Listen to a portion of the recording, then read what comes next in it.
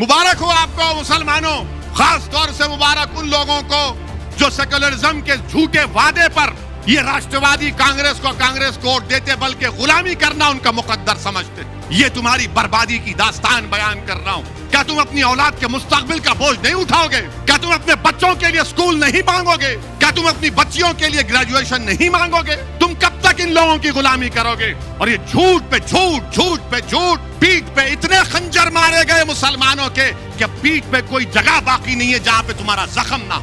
67% मुसलमान कच्चे घरों में रहता है, तुम्हारे घर नहीं है और तुम सेक्युलरिज्म की बात करते हो। मुझे उस बात का गुस्सा आता है। मुझे इन गैरों से, इन दुश्मनों से शिकवा नहीं है, मुझे अपने भाइयों से शिकवा है। मुझे वोट मत दो, मगर ये जुल्म को तो खत्म करो, ये नाइंसाफी को तो खत्म करो।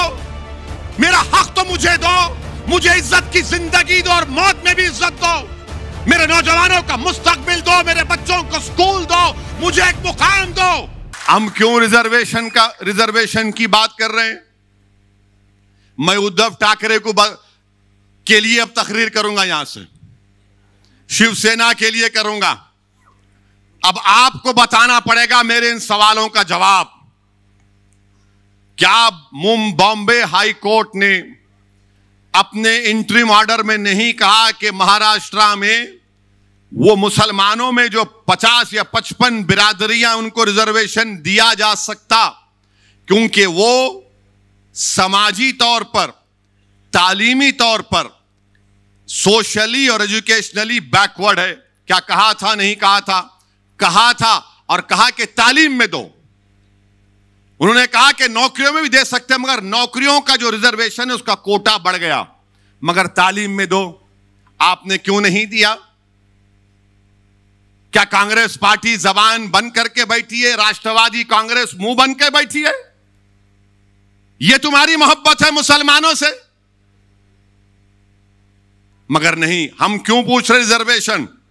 अब आप लिख लो इसको या याद रखो, ताकि अगर कोई महल्ले में कोई कांग्रेसी, राष्ट्रवादी या सैनिक आया तो उसको बोला, ये बैठ जरा सुन, मेरी बर्बादी की दास्तान सुन और इसका जवाब दे। मेरे भाई, महाराष्ट्र में 11% मुसलमानों की आबादी। हमारे जर्नलिस्ट हजरात भी साथ है, हमारे से बड़ी मोहब्बत है उनको।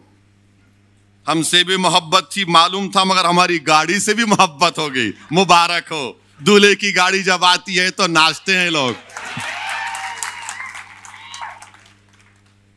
महाराष्ट्र में कितने मुसलमान के पास ग्रेजुएट हैं? खाली 4% मुसलमान ग्रेजुएट हैं महाराष्ट्र में। कितने हमारे हिंदू भाई हैं? 8.9%।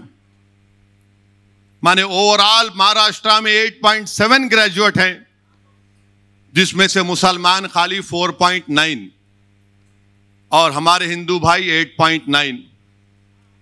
क्या ये आर्टिकल 15 और 16 को सेटिस्फाई नहीं करता कि हम इतने हमारे कम ग्रेजुएट हैं? और फिर इसके बाद आप देख लो, ड्रॉप आउट रेट कितना है मुसलमानों का? ड्रॉप आउट रेट, अब आप खुद अंदाजा लगाइए कि जो मुसलमान प्राइमरी में, अगर 22% मुसलमान प्राइमरी स्कूल में है, मिडिल स्कूल में आते आते खाली 13% हो जाता। कितने? प्राइमरी में 22, तो मिडिल में आते आते 13 हो जाता, और वो मैट्रिक में आते आते खाली 12% हो जाता, और हायर सेकेंडरी इंटरमीडिएट में आते आते वो 7.1% हो जाता, और उसके बाद ग्रेजुएट खाली 4 होते। अब आप सोचो कि आपके घर में आपकी औलाद है, उसको आप प्राइमरी स्कूल में डाल दिए, अब तो स्कूल खुल रहे हैं, यानी अगर 22% मुसलमान के बच्चे प्राइमरी स्कूल में हैं, तो मिडिल स्कूल में आते आते 13% हो जाता, मैट्रिक में आते आते 12% हो जाता, हाई इंटरमीडिएट में, हायर सेकेंडरी में आते आते 7% हो जाता, ग्रेजुएट होते होते 4% हो जाता। यह सबसे कम है, सबसे कम है। ये नहीं देंगे मेरे को रिजर्वेशन, मेरे बच्चे नहीं पढ़ेंगे, क्या उनके मुस्तकबिल में नहीं है कि काबिल बने, पढ़े लिखे बने, डॉक्टर बने, इंजीनियर बने, एमबीए करे, एमसीए करे, गवर्नमेंट की नौकरी मिले? मगर नहीं, सेकुलरिज्म को तुमको जिंदा रखना है। तुम सेकुलरिज्म के गुलाम और कैदी बने हुए हो मुसलमानों। क्या मेरे मुकद्दर में यह लिखा है कि मैं सेकुलरिज्म के ट्रेन के स्टेशन पर हमेशा कूली बनकर इन जालिमों का बोझ उठाऊं? क्या तुम अपनी औलाद के मुस्तकबिल का बोझ नहीं उठाओगे? क्या तुम अपने बच्चों के लिए स्कूल नहीं मांगोगे? क्या तुम अपनी बच्चियों के लिए ग्रेजुएशन नहीं मांगोगे? तुम कब तक इन लोगों की गुलामी करोगे?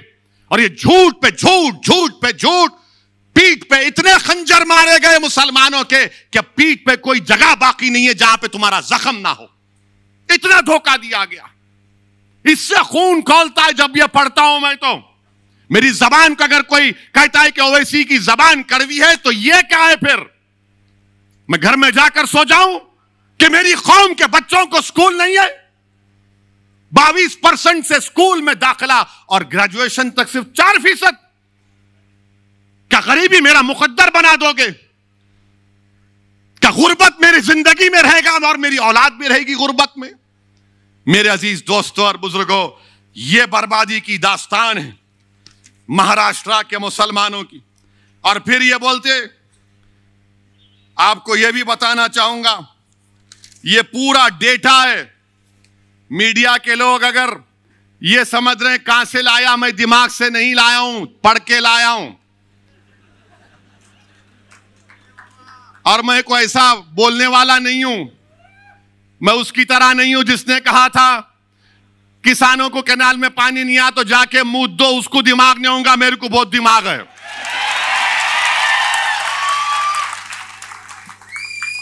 अब आप सुनो, पूरे महाराष्ट्र में कितनी जमीनें, एग्रीकल्चर लैंड कितनी है मुसलमानों के पास रूरल एरिया में। और वो मुसलमानों को मैं याद दिला रहा हूं जो उस वक्त असेंबली के इलेक्शन में जो बैंड बाजा की पार्टी बने हुए थे कांग्रेस राष्ट्रवादी के लिए, सेकुलरिज्म सेकुलरिज्म, वोट दो वैसी आ जाएगा। अब बोलो, देखो कितनी जमीन तुम्हारे पास है, जिरात की जमीन, एग्रीकल्चर जमीन, देही इलाकों में। मराठाओं के पास, जिनके पास कोई जमीन नहीं है जिरात की, मराठाओं के 8.66% हैं जिनके पास एग्रीकल्चर की कोई जमीन नहीं है। कितने मुसलमानों के पास एग्रीकल्चर की जमीन नहीं है? अच्छा, यहां कोई गांव से आया, कोई गांव में जमीन है तुम्हारी, हाय तो हाथ उठाओ, डरो मत, नहीं डरो। कितने, 1 2 जो गांव में जमीन है जिरात की जमीन, कितने खाली 4 हाथ उठे, वहां 5 6। अब आप, ये सही है ना? फिर 83% महाराष्ट्र के मुसलमानों के पास रूरल एरिया में, देही इलाकों में कोई ज़राअत की जमीन नहीं है, कोई ज़राअत की जमीन नहीं है। और हमारे मराठा भाइयों के पास 8.66% उनके पास जमीन नहीं है। अच्छा, 2.5 एकड़ जमीन हमारे मराठा भाइयों के पास कितना है? 62.74%। और मुसलमानों के पास 10%। मुबारक हो, सेकुलरिज्म जिंदा है अभी, मुबारक हो तुमको। 62% जिसके पास 2.5 एकड़ जमीन है उसको रिजर्वेशन देंगे। जिसके पास 10% लोगों के पास 2.5 एकड़ जमीन है उसको नहीं देंगे आप, क्योंकि वो गरीब है, तुम तो दौलतमंद हो, तुम्हारे घरों में तो अरब का तेल निकल रहा है ना। घर में चिराग जलाने के लिए तेल नहीं है और ये जालिम हमको रिजर्वेशन नहीं देंगे। और फिर जिसके पास 5 एकड़ जमीन है, हमारे मराठा भाइयों, 19% मराठा भाइयों के पास 5 एकड़ एग्रीकल्चर रूरल एरिया में लैंड है। मुसलमानों के पास कितनी, 5 एकड़ जमीन कितने लोगों के पास है महाराष्ट्र में? खाली 4.60%। 10 एकड़ 6% मराठाओं के पास है, मुसलमानों के पास कितने? 1.20। और फिर 10 एकड़ के ऊपर कितने मराठाओं के पास जमीन है? 2.70। मुसलमानों के पास 1% भी 10 एकड़ के ऊपर जमीन नहीं है। मुबारक हो आपको मुसलमानों, खास तौर से मुबारक उन लोगों को जो सेक्युलरिज्म के झूठे वादे पर ये राष्ट्रवादी कांग्रेस को कांग्रेस वोट देते बल्कि गुलामी करना उनका मुकद्दर समझते। ये तुम्हारी बर्बादी की दास्तान बयान कर रहा हूं। और फिर इसके बाद आप जाइए, आपकी आमदनी कितनी है मालूम आपको? ये कमेटी बता रही है, कमेटी कह रही है कि सालाना 25,200 जो मुसलमानों की आमदनी है वो सिर्फ 20% है। सालाना 25,200 रुपये, यानी जो 1,200 रुपये महीने कमाता वो महाराष्ट्र में 25% मुसलमान है। और जो 20% है, जो 25,000 से 2,000 और 50,000 के दरमियान में जो कमाता मुसलमान सालाना 12 महीने में, जो 25,200 से 50,400 कमाता वो 41% है मुसलमान। और जो 50,000 से 72,000 जिसकी सालाना आमदनी है वो खाली 20% है मुसलमान। और जो 72,000 से 3,60,000 जो 12 महीने में कमाता वो सिर्फ 17% है। और जो 3,60,000 के ऊपर कमाता वो ओनली 0.36% है। क्या आप खुश हैं इससे? मुझे पूछ बजवा दो, बताइए। क्या आपको शौक नहीं है कि आपकी आमदनी बढ़े ताकि आप अपने बच्चों की शादी कर सके, अपने बच्चों को पढ़ा सके? ये हमारा ड्रॉप आउट रेट क्यों गिरता? 22% पे प्राइमरी है, ग्रेजुएशन में आते आते 4 क्यों होते? जाकर पूछो, हर मुसलमान से कहेगा कि पैसे नहीं है बच्चों को पढ़ाने के लिए। अगर मेरे पास दौलत होती तो पढ़ा देता, बेटी होती तो बोलता 10th पढ़ ली, अब शादी कराना है 12वीं के बाद। तुम अपने बच्चों को नहीं पढ़ा सक रहे महाराष्ट्र के मुसलमानों, यह तुम्हारी आमदनी है। आप बताओ, आप क्या खामोश बैठेंगे? आप फिर अंदाजा लगाइए। और फिर अब ये हमारे मराठा भाइयों की आमदनी क्या है ये भी देख लो आप। ये भी नंबर लाया हूं, पूरी तैयारी करके आता हूं हमेशा। ये तो आपको बता दिया हमें। अब देखो हमारे मराठा भाइयों की आमदनी जो सालाना 24,000 कमाते वो 22% है। आप 25,000 जो कमाते हो 20% है। और फिर जो हमारे मराठा भाई 24,000 से 50,000 कमाते वो भी 22% है। 50,000 से 1 लाख जो कमाते सालाना 19% है। जो 1 लाख से 4 लाख कमाते वो 8% है। और जो 4 लाख के ऊपर कमाते वो 0.46% है। चलो देख लो दोनों कौन नीचे है, इसका भी कोई जिक्र नहीं करेंगे। अच्छा, फिर एक और आपकी बर्बादी की दास्तान।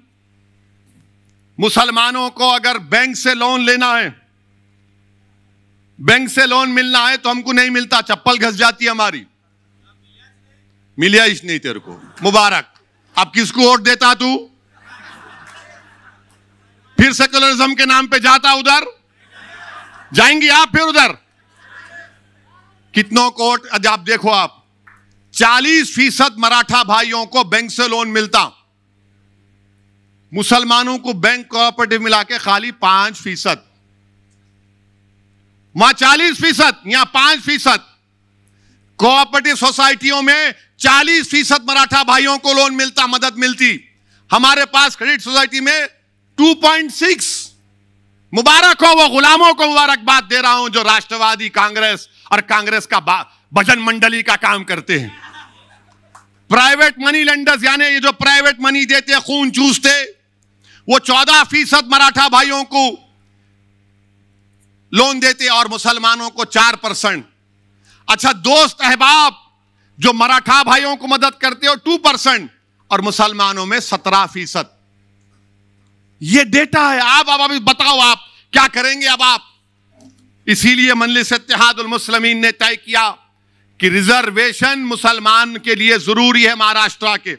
अच्छा, गुर्बत कितनी है? पॉवर्टी पूरे महाराष्ट्र में रूरल एरिया में 28% मुसलमानों में, देही इलाकों में, शहरी इलाके अर्बन इलाके में 15.6। हमारे हिंदू भाइयों में पॉवर्टी रूरल देही इलाकों में 23.8 और अर्बन इलाकों में 6.9। यहां पर भी हम पीछे हैं ना। नहीं दोगे रिजर्वेशन, किसको देगो फिर? ये हमारा ये रिकॉर्ड आपके सामने इसलिए रख रहा हूं। अब आप सुन लो और एक बर्बादी की दास्तान।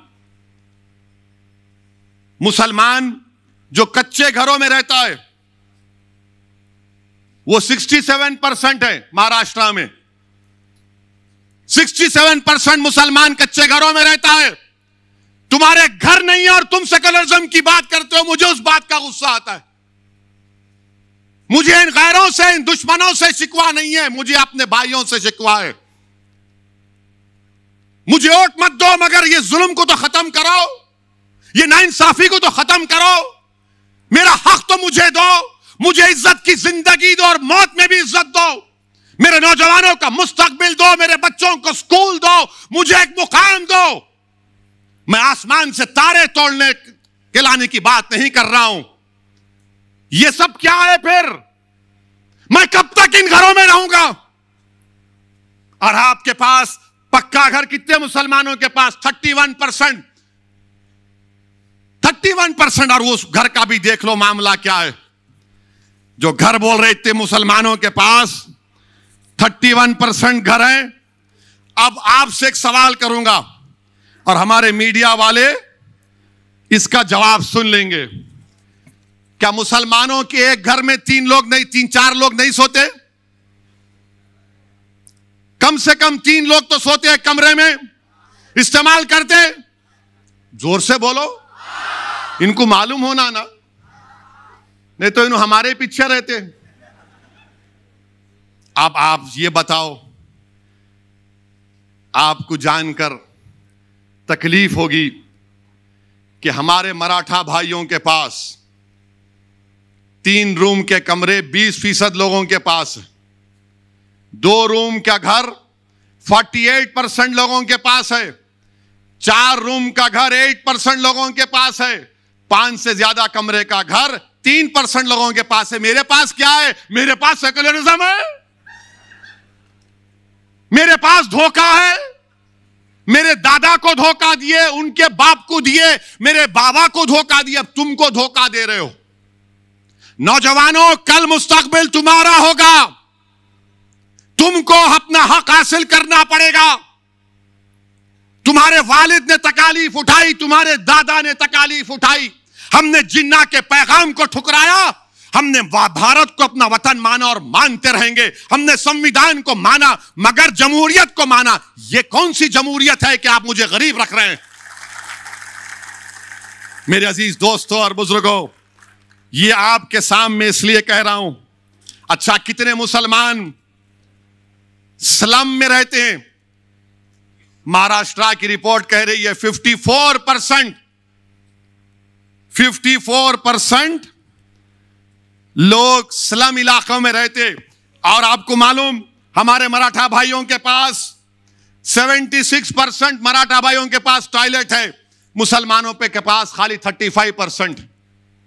ये डेटा है। मेरे को मालूम है कि कल के बाद हमारे मीडिया वाले, बल्कि आज शाम से शुरू कर देंगे कि शोलापुर में ओवैसी ने भड़काऊ भाषण दिया। अरे थू है तुम्हारी बातों पर, कोई परवाह नहीं है। तुम जो लिखते लिखो, जो दिखाते दिखाओ, मेरी जबान को तुम रोक नहीं पाओगे। यह जुल्म है मेरे मुसलमानों से, यह जुल्म है मुझसे। तुम रिजर्वेशन नहीं देना चाहते मगर जुल्म क्यों कर रहे मुझ पर? क्यों जुल्म कर रहे मुझ पर? और आपको मालूम, मेरे अजीज दोस्तों और बुजुर्गों, आपके सामने हर चीज को खोल खोल कर बयान कर दिया हूं। अब आप देखो, क्या एक मुसलमान IAS अफसर है महाराष्ट्र में? वो एक है, उन्हें बोल रहा मैं नहीं हूं, मैं हिंदू हूं बोल रहा हूं उन्हें। अल्लाह को मालूम उन्हें क्या है। I don't know. इधर भी है उधर भी है, उन्हें बिन पेंदे का लोटा है, उन्हें भी ऐसा है। और ये जो राष्ट्रवादी और कांग्रेस के बोलते अरे अरे नहीं मियां, उन्होंने आके बोल के चले जाते, उनका क्या है? अरे मैं आके बोल के नहीं जाता हूं, मैं ये तमाम हकीकत बयान कर रहा हूं। और अगर तुमको समझ में नहीं आया तो बुला लो, बैठ के बात करेंगे। अच्छा, एक मुसलमान आईएएस ऑफिसर नहीं है महाराष्ट्र में। आईपीएस ऑफिसर हमारे मराठा भाइयों के 28% आईपीएस ऑफिसर है मराठा भाई। कितने हैं? आपके कितने हैं? 1.9%। बजाओ थाली अब। 28% हैं। उनको रिजर्वेशन देने की बात ये तीनों कर रहे हैं। ये अमर अकबर एंथनी की जोड़ी। हमको नहीं देंगे। गारत का गवाह भरता ही नहीं है उनका। 28% आईपीएस ऑफिसर। अच्छा, मंत्रालय में कितने हमारे मराठा भाई काम कर रहे हैं? 16.17%। यानी मराठा भाइयों की आबादी इम्तियाज साहब 33% है। यानी 33% आबादी हमारे मराठा भाइयों की है। आधे से ज्यादा आईएएस ऑफिसर हैं। 28%, 33% पॉपुलेशन, 28% आईपीएस ऑफिसर। आईएफएस कितने हैं मालूम आपको? 18% है हमारे मराठा भाइयों के। आपके कितने हैं? नो, जीरो हैं आप। मेरे अजीज दोस्तों और बुजुर्गों, ये नाइंसाफी की तमाम बातें मैंने आपके सामने रख दिया। अब आप कच्चा पीने का पानी भी ले लो। वैसे माशाल्लाह ये राष्ट्रवादी और ये कांग्रेस, शोलापुर में कितने 5 दिन में एक बार पानी, रोज पानी आता आपको? आता फारूक? 5 दिन में एक मर्तबा आता। हाँ,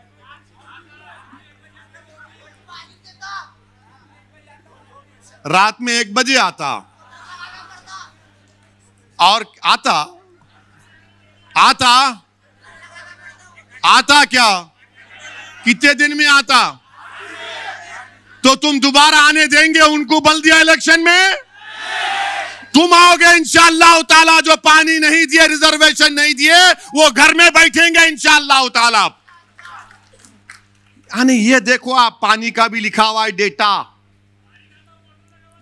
हाँ, अब तुमको मैं मोटर लगा के जा रहा हूं, ये डेटा दे के खींच, अब दबा के मोटर लगा और खींच अपना रिजर्वेशन। अब तुमको मोटर का काम करना है। अब तुम खामोश नहीं बैठोगे, लगाओगे मोटर। राष्ट्रवादी, कांग्रेस, बीजेपी, शिवसेना, मोटर ये देख खींच। ये काम करना है आपको। आपको मालूम कितना पानी मिलता? मराठा भाइयों के घर में 35% पानी का कनेक्शन। आपके पास, मुसलमानों के पास, यानी पब्लिक टैप, पब्लिक सब मिला के कितना है बोलू? Public water tap 46%। अपने पास खाली हैंड पंप। बोरवेल 16% मराठा भाइयों को, यहां पे खाली 4%। आप बताओ मेरे भाई, आप बताइए फिर। अब आप, इसीलिए मजलिस ने इन तमाम बातों को महसूस किया और हमने यह फैसला लिया कि अब और इस पर इंतजार नहीं किया जा सकता। हमको मुसलमानों के जो 50 बरादरियां हैं, जिनको हाई कोर्ट ने कहा कि इनको रिजर्वेशन मिल सकता है, मिलेगा। मराठा भाइयों को सुप्रीम कोर्ट ने भी कह दिया कि इनका डेटा एम्पिरिकल डेटा नहीं है, इनका बैकवर्डनेस का, सोशल एजुकेशनल बैकवर्डनेस का। आप देना है, दो आप, हम रोक नहीं रहे। मगर इंसाफ किससे होगा? इंसाफ ताकतवर से होगा या मजलूम से होगा? इंसाफ किससे होगा बताओ? इंसाफ ताकतवर से होगा, मजलूम से होगा? इंसाफ ताकतवर से होगा या कमजोर से होगा? इंसाफ तो कमजोर से होना चाहिए ना। इंसाफ तो मजलूम से होना चाहिए। ताकतवर को और ताकतवर करना ये इक्वालिटी नहीं है। कमजोर को ताकतवर के मुकाम पर लाना ये इक्वालिटी है, जिसका भारत की संविधान में बाबा साहिब अंबेडकर ने आर्टिकल फंडामेंटल राइट उसको बना दिया, राइट टू इक्वालिटी को। हम तो वही पूछ रहे हैं मेरे अजीज दोस्तों और बुजुर्गों। यही चंद गुजारिशात मुझे आप तक करना था। 11 दिसंबर को चलो मुंबई का प्रोग्राम है, उसमें जरूर शिरकत करिए। अगर आप नहीं आ सकते तो उसके लिए दुआ करिए।